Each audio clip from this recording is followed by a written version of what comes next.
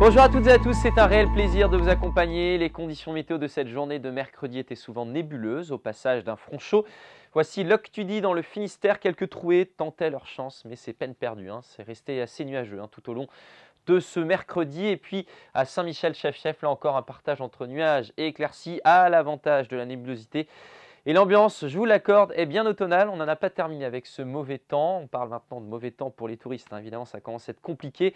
Beaucoup de nébulosité. On voit le front chaud qui stationnait un peu sur le sud de la région. Le nord était encore à l'écart des nuages en matinée. Et puis, il y a cette masse présente sur l'Atlantique qui va nous concerner pendant 48 heures. Donc, cette perturbation qui arrive sur la pointe bretonne à la mi-journée va finalement rentrer sur notre territoire, mais très lentement. Donc, la pluie va s'accumuler. On pourra avoir entre 15 et 30 mm de façon générale, jusqu'à 40 mm localement. Voici la perturbation en matinée présente sur le Finistère, les Côtes-d'Armor, le nord de l'Ille-et-Vilaine.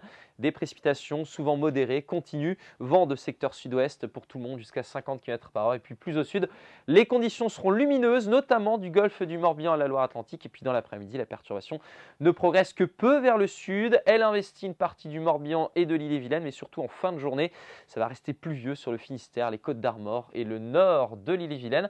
Retour d'un temps plus sec sur la côte des Abers et la côte de Granit-Rose. Le vent de sud-ouest se maintient et la Loire-Atlantique reste un temps au sec. Voici maintenant la masse d'air avec ces dépressions qui circulent sur les îles britanniques. Les matinées sont douces et les après-midi fraîches. Voici vos valeurs pour ce jeudi matin, compris souvent entre 15 et 18 degrés.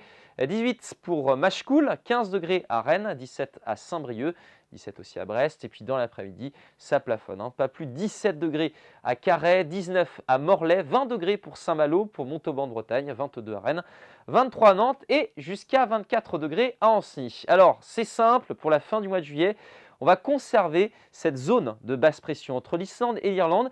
Et à partir du moment où elle se maintient sur ces régions, le flux s'oriente à l'ouest ou au nord-ouest et par conséquent, le temps reste très changeant. Et ce vendredi, donc notre perturbation glisse vers l'est et le sud avec des pluies qui devraient être plus faibles mais continuent. Ça va continuer d'être gris. Notez l'amélioration par l'ouest avec le retour de quelques éclaircies, mais des averses sont possibles, notamment sur la pointe bretonne. Température entre 20 et 24 degrés. Des averses samedi, une alternance de passage nuageux d'éclaircies avec quelques grains qui se déclenchent. Le vent bascule à l'ouest. Les températures 19 à 22 degrés, ça reste frais. Et par la suite, pas d'amélioration en vue dimanche puis lundi. Le temps reste copieux, beaucoup de nuages, des averses pour dimanche et des pluies plus régulières pour la journée de lundi. On en redétaille les contours dès demain. Très belle journée.